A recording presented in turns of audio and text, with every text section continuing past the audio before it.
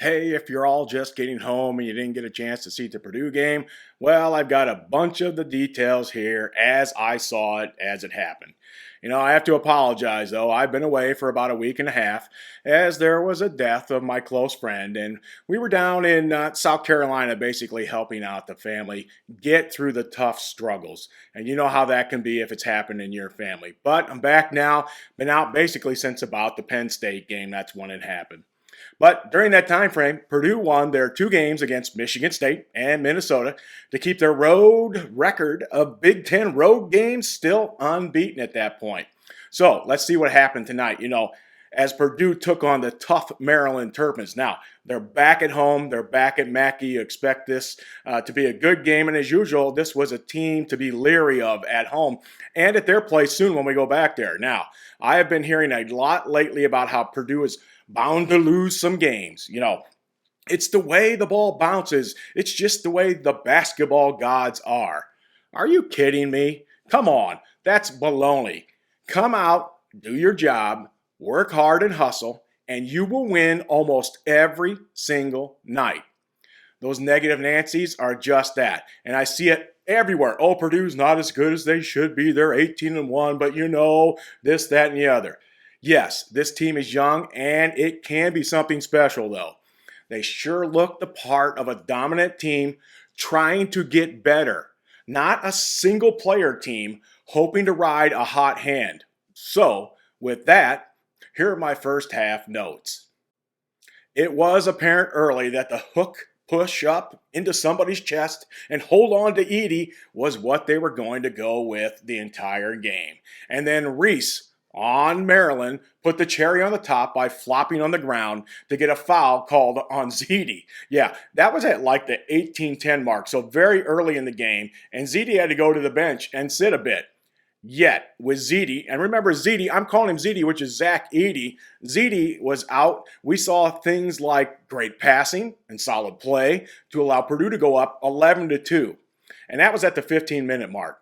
So Purdue was on like a 7-0 run without Ziti in, and at the TV timeout, Maryland was only 1 for 9 shooting with great Purdue defense.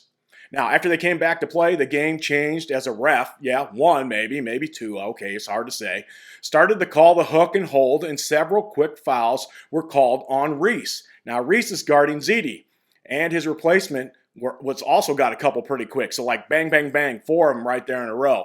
And it appeared that maybe Maryland just thought they could push anybody around and get away with it. And a lot of teams have been doing that so far this season. They tried the same. But by the 12-14 mark, Purdue was on another 7-0 run, going up 20-7. And that was with and without Ziti in the lineup, so they could score both ways. Purdue continued the great play, though, with some great hands from Flash. Flash, that would be Fletcher Lawyer. I'm going to call him that, Flash, for a little while. A friend of mine likes that, so we'll go with it. As he had great hands on a steal, then he passed forward on the fast break to Gillis, who came right back to Flash. Well, what did Flash do? He then quickly went over to Jenkins, who then drained a three. I have got to admit, at that point, Maryland looked lost. They were chasing, and their coach even benched their best player, Young, for not working hard enough. He was not there. He just kind of was lame and lazy on that fast break.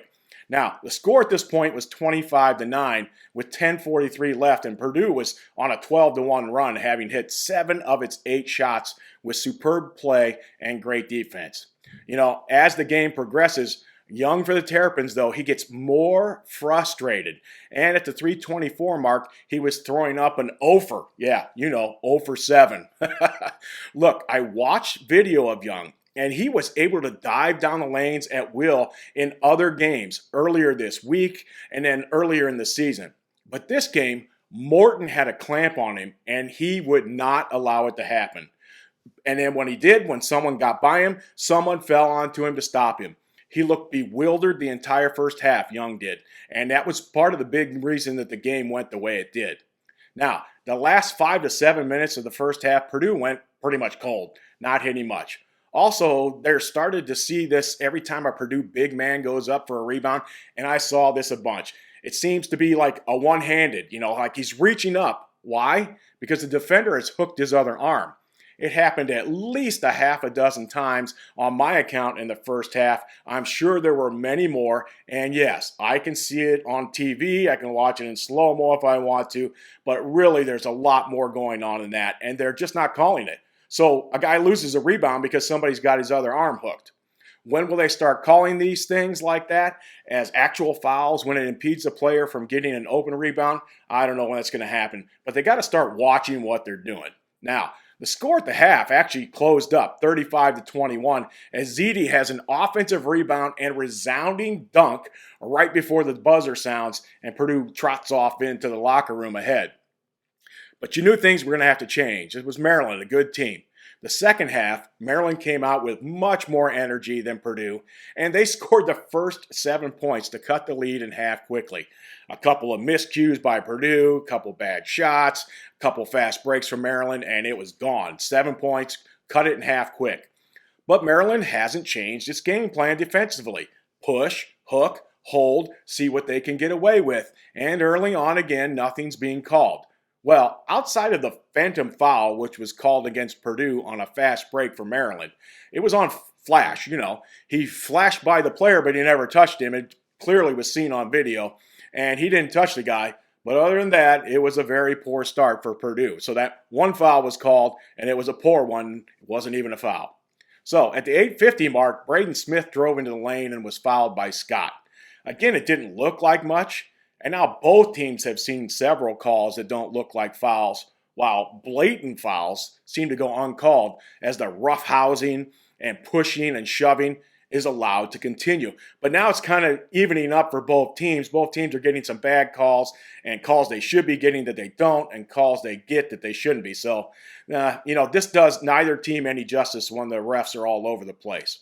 I will say this for Maryland's Reese, though, as he drew another offensive foul on Edey with about 4 minutes and 40 seconds left in the game, I think it was. The man knows how to flop. Anytime an elbow or if something came up near his head, he was jerking back and falling. Maryland's full force, though, of putting their hands on every single person they're guarding, regardless of whether it's Zach Edey or a guard, finally starts to catch up with him as 2 calls goes pretty quickly against the Terrapins, and they occurred right after that one on Ziti. So, meanwhile, Purdue has too many stupid turnovers here in the second half. It's like 7 of them already with 4 minutes left, and it's on poor passing. Maryland started pressing them full court, and while they got up most of the time, they still got very lazy. There was no crispness in anything they're doing. So, with like 3:45 left, Reese is having a career game. He's shooting 8 for 10 from the field. They're not calling fouls on him. He's got 19 points, and Purdue is up 56-53. Now, Maryland is making a great game of what looked like a disaster in the first half for them. Definitely something to keep in mind when you go to Maryland in a couple weeks, right? At their place, they're going to play hard too. So, nothing changes in the Big Ten. Everybody plays hard most every night. And so Maryland's not going to give up, especially when we go back to their place, the Boilermakers do. Man, with about 5 minutes left to the end of the game, that last bit, neither team can throw it in the ocean, despite having many good attempts. I think Purdue was 0 for their last 7, and with like 17 seconds left, and Maryland is not much better. They're like 0 for their last 8. Both teams had a couple of free throws in the last 6 seconds. Otherwise, it was a brutal, and I'm talking brutal, last 5 to 10 minutes of the game to watch for Purdue and for the Terrapins offensively. It was kind of haphazard. Both teams played really tough, tight defense, but offensively, it wasn't good.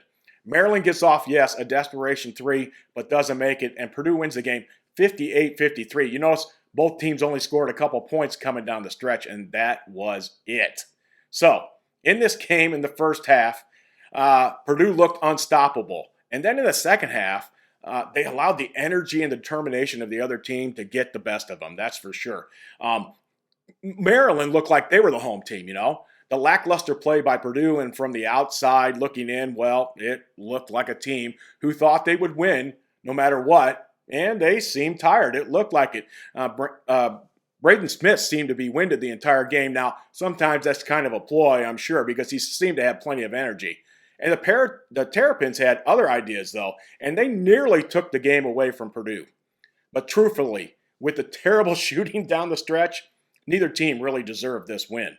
But 19-1 it is for the Boilermakers, and as I've said many times, nearly every single Big Ten game is going to probably go down to the wire. That's home and away if the teams are good, solid teams, and almost all of them in the Big Ten are. So, here's what happened after the game. Of course, the coach had his press conference. After the game, he said this: give Maryland credit. They were really good in the second half, and we helped them. Yeah, he didn't say that he said it sarcastically towards his team. We seem to struggle with simple pass and catch possession. Passing and catching is fundamental, he said. It is what it comes down to, and we have to make better passes. And there were for me, there were a lot of sloppy passes again tonight, like we've seen in a few games earlier this season. And he said, we look tired. Now, Coach said this game could have gone any way. One more possession or one less could have changed the outcome of the game. Got to agree with him there. And Coach said the same thing I was thinking earlier as the refs started to call fouls, and then they stopped. Then they started, then they stopped. Nothing's consistent. He said ZD drew 7 fouls, but at least 7 more he can find on tape easily. And I would gather it's more like 10 or 20. He said they get away with it, and it's very frustrating for Zach out there because he's like a piñata. I like this. Coach said, have you been to a party lately with a piñata?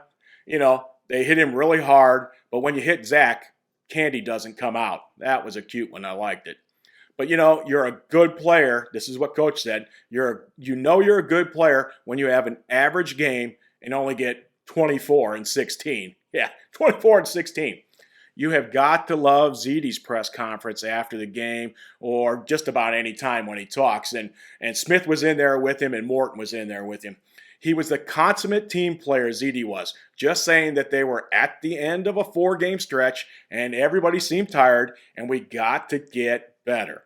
I hear that from all the players. They know they can keep working and trying hard. That is great. ZD did not blame anyone. He did not toot his own horn saying, hey, look how good I am. Just team play is what he talked about. When Morton talked, he looks as laid back as you would think in a press conference, as he knew that sticking with Young was an important part of winning the game, he said, and he just did it so smoothly and nonchalantly. He also said Maryland's ability to switch defenses on the fly and some of the full court pressure made it hard on them at times. Now, he looks and sounds the part of a future great coach. Dare I say, Painter's replacement in 15 or 20 years?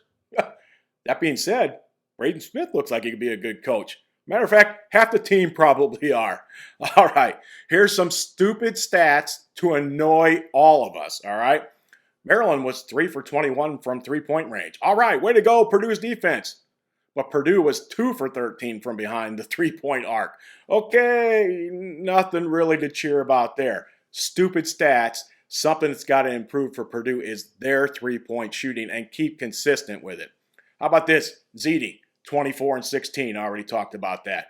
Nobody else, though, on the team is in double figures. I think that might be the first time this year. And they only shot 38.5%, 15.4 from 3. Yes, they were plus 10 in rebounds and plus 8 in free throws, and 15 turnovers. Most seemed to be in the second half is what occurred. So the free throws and the rebounds is what won that game. There's another game coming up this week. It's at Michigan. At Michigan, 9 p.m. Thursday night. Otherwise, you can call this game UGLY, and that's the way I'm going to end it tonight. I'll see you next time. Shut up and sit down.